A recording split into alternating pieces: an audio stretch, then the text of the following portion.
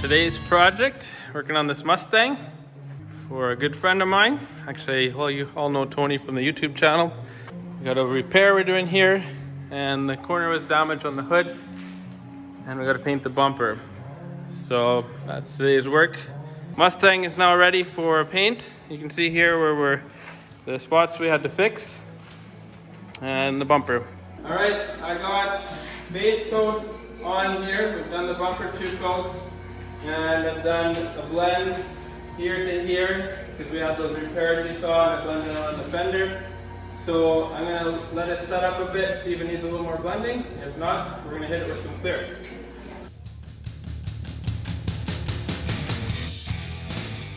They're really easy in here.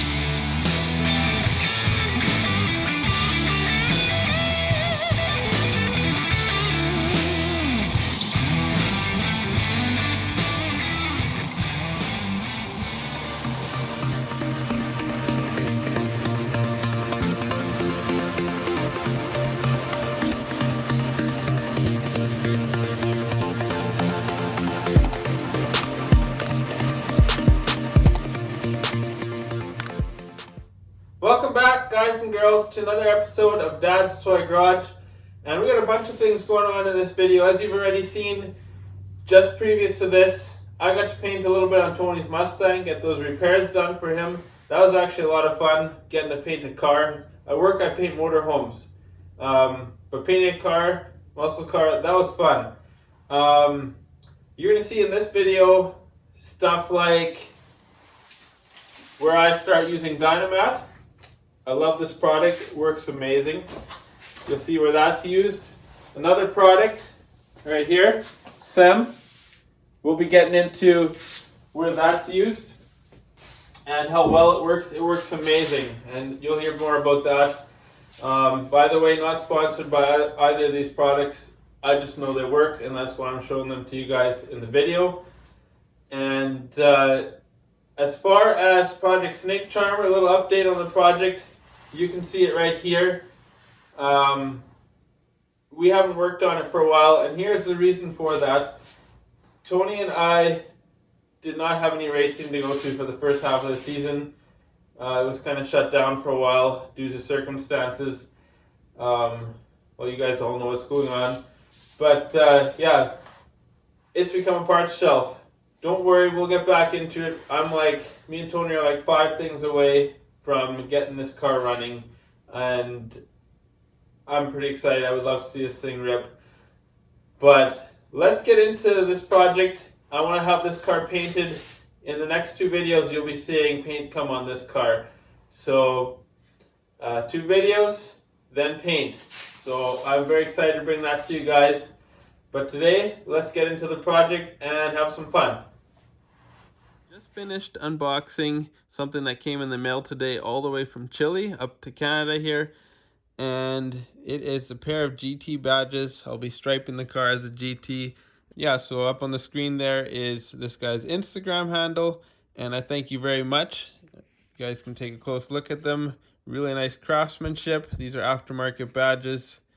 The real ones are really hard to find, but these look super. So that'll do a very nice little touch on this car. So there was 2 cracks right here. And I hired a couple guys to come down, and they're really good at what they do. But I'm trying to keep this original dashboard for two reasons.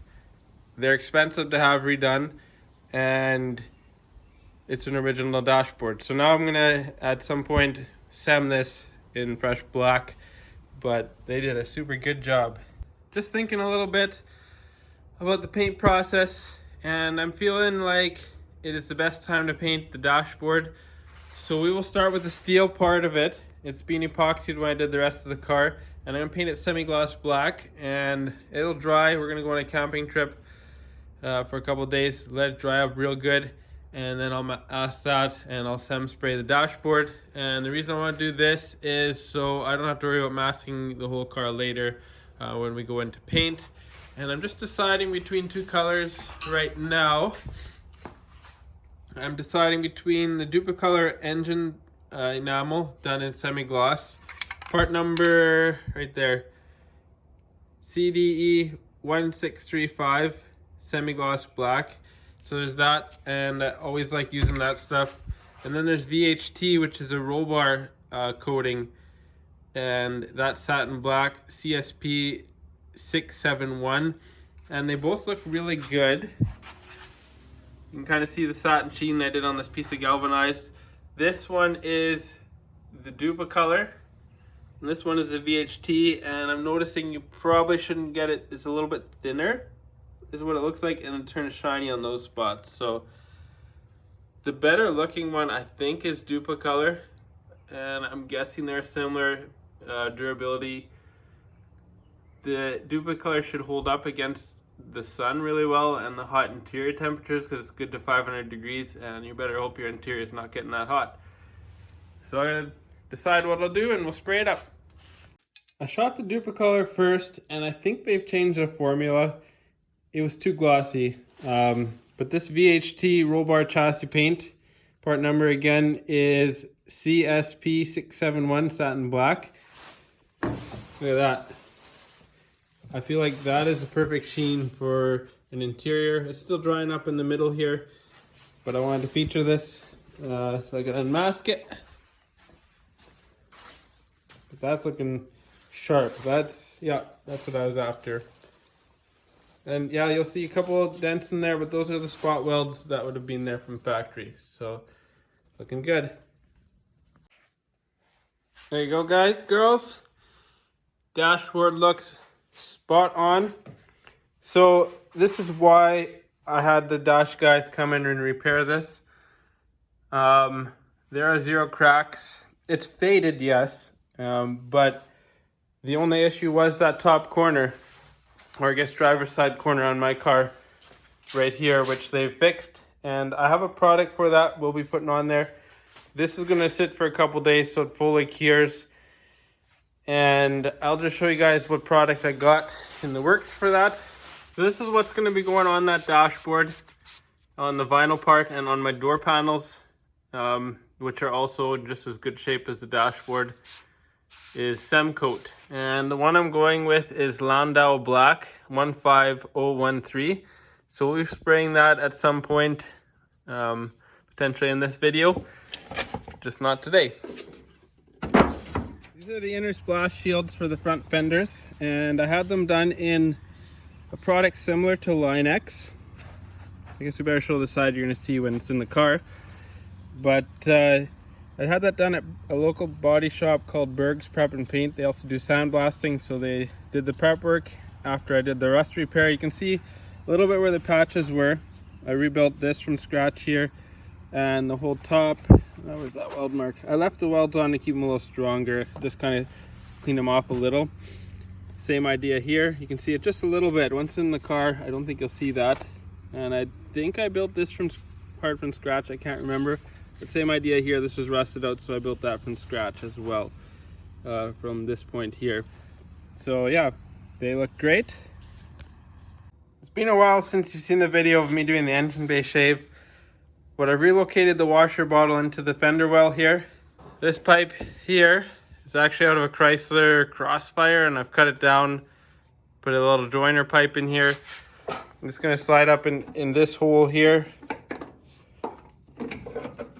and it'll go further in once I have it set up.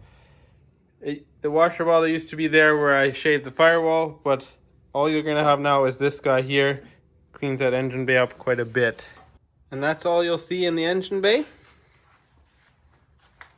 Inner splash shield installed.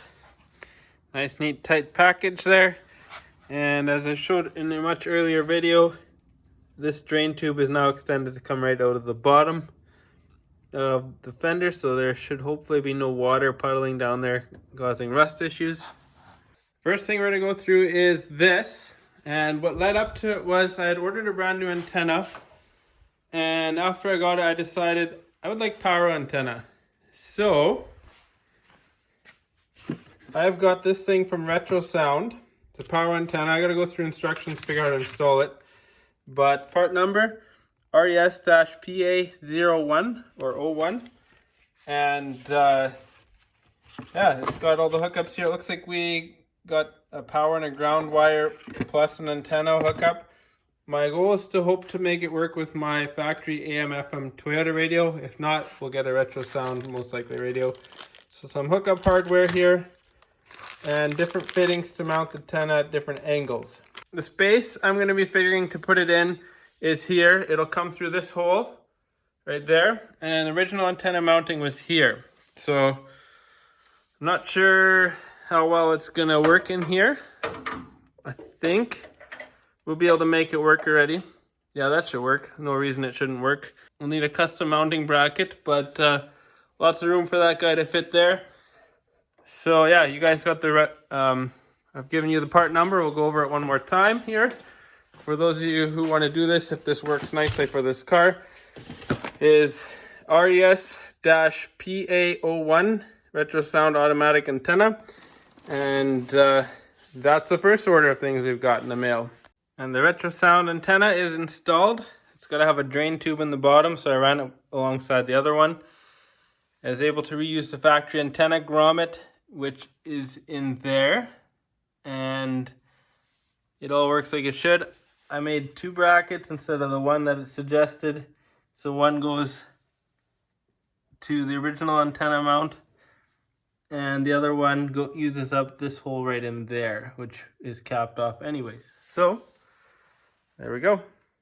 Been spending a little while making some brackets and getting this Retro Sound power antenna to fit, and it's fitting quite nicely. So that guy will completely track out of the way. It's just up a little way, so high. It'll come up like a lot more when the radio goes on, but I just had it up a little ways so I had something to grab onto. Time to do a little bit of Dynamat. I'm not doing all of this at this point, that's later. What I want to get now is the center roof panel before I do the final body work, because it is a thin panel and I got a roll on there. I want to make sure the top isn't bending out of shape while I do that. So I've degreased it with a pre-clean 0901.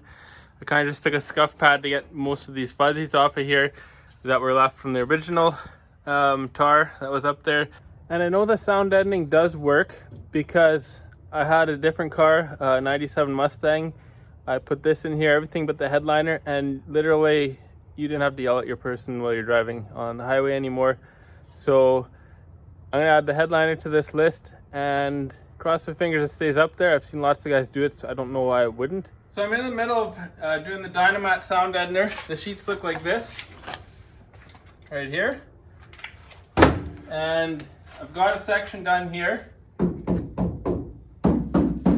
So you know it works. If Bob wants to get up in here, you can kind of see where that sheet sits. Boom!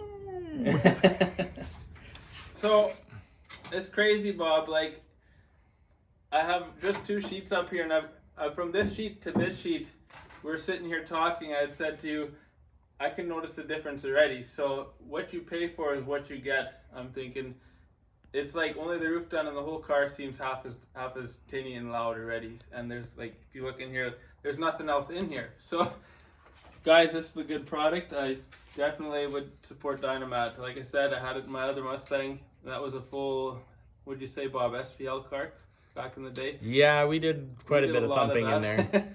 So this stuff works, guys. Don't be afraid to spend your money on it. Even when you're tapping on the roof here. Right here you don't have it, and you can hear the change in the sound. Yeah. I don't know if this phone will pick it up, but there is definitely a change in the sound, and that definitely has to do with what's going on down here. It's like half the decibels. I mean, they only say 3 to 4 difference in decibels, but it feels like half the decibels. So we're gonna just make sure we cover this little bit here. And Dynamat is done in the roof. Guys, this stuff is awesome. While I was working in here, Bob was down, and throughout conversation, as I would add a piece, you could hear the sound level of the car changing and the echo is gone. And that's not even doing the rest of this here. So, super duper. Good product. Got the dashboard masked off. I'm gonna clean it and we're gonna spray it with some SEM. So I did a couple steps for cleaning. First I went with my pre-cleano. Then I hit it with some plastic cleaner from work. It's the stuff here I had bought at one point. And that's Chromax plastic. Then I went finally with SEM. Cleaned it till nothing lifted off in terms of brown. Used lots of fresh rags, and now I'm gonna hit it with a couple coats of 15013 Landau black, and we're gonna use the same stuff on the door panels if this looks good. So something I can also say about the SEM is my dad had his 70 Nova gold rear seat. I think it's been restored 20 years and it is still black. Same process. Just finished spraying SEM. And it looks like brand spanking new. I'm very impressed. New dashboard right there. And let's go take a look at the crack repairs I had done. Very nice.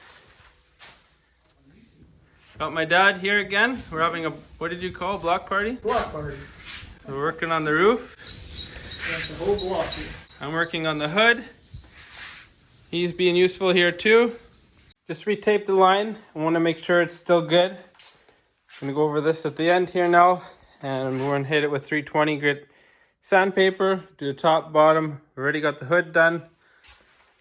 The back pillars are done. The roof is almost done. Trunk's done. So we got the Pro in action. And I think you've seen this roof on and off way too many times already, as have I. We won't even say how many hours is in this guy here, but he's fixing this up. We had to tackle it again. There was still some wave in there, so now it's gone. Anything you want to say?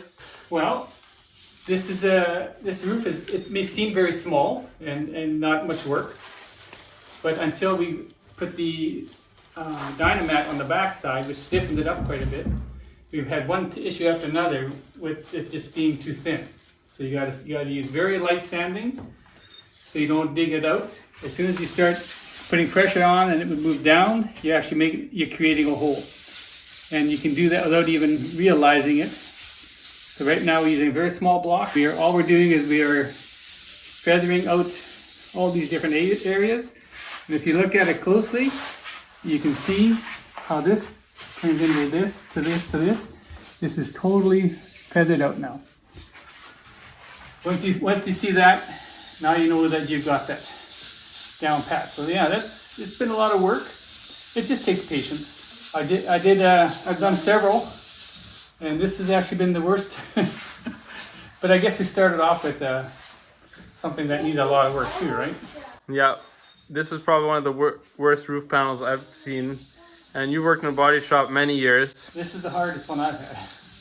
Which is pretty crazy. Yeah. Such a small panel, but so much flex in that panel, hey? Here, you can see it as I'm standing here. Watch this yellow get wider.